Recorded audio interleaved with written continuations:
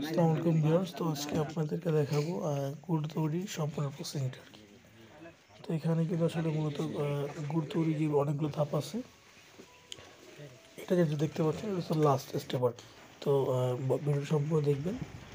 তো এই গুড় যেগুলো আছে এগুলো কিন্তু সম্পূর্ণ ন্যাচারাল গুড় আর কি, এখানে কোনো ভেজাল নেই।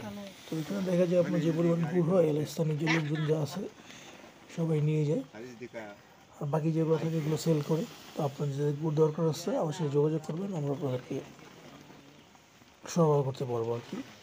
তো এইটাতে প্রসেসিংটা 3 ঘন্টার সময় লাগে অ্যাটলিস্ট ভাই। এটা হচ্ছে আপনার জেনুইন জিনিসটাই বুঝে এটা এখন যেটা আছে আপনার ফার্স্টে যে টাইমটা ছিল ওইটা হচ্ছে এটা আপনার ফুটতেছে আসলে ভাঙা মানে মেশিনে ভাঙার পরে কিছুদিন পরে শক্ত হয়ে যাবে না। একটা পর্যায়ে আপনার এই অবস্থান চলে আসে। এটা হচ্ছে আপনার মানে শেষের কিছুক্ষণ আগে আর কি। এটাও চেক করতেছে ঠিক আছে কিনা। তো আস্তে আস্তে হওয়ার পরে এটা হয়ে যাবে। ওই একটা দুই সাইডে ভাঙ্গা সুঙ্গর মতো ঢুকাই দিতেন, মানে নৌকার মতো করতেন আর কি। আর কথা বলবো এবং এখানে একটা ইসে মূলত আপনার 30 থেকে 35 কেজির মতো হয়, এবং ওই যে দেখতে পাচ্ছেন ওটা সিট হচ্ছে মূলত সিট, এবং এটা হচ্ছে পাঁচ আসতে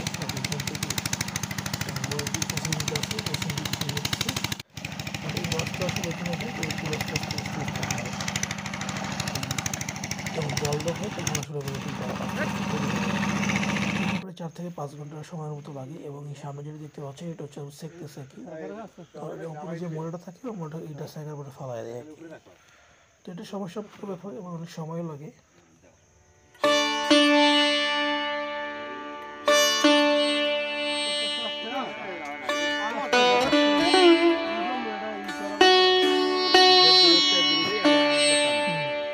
আরেকবার টান দেয়।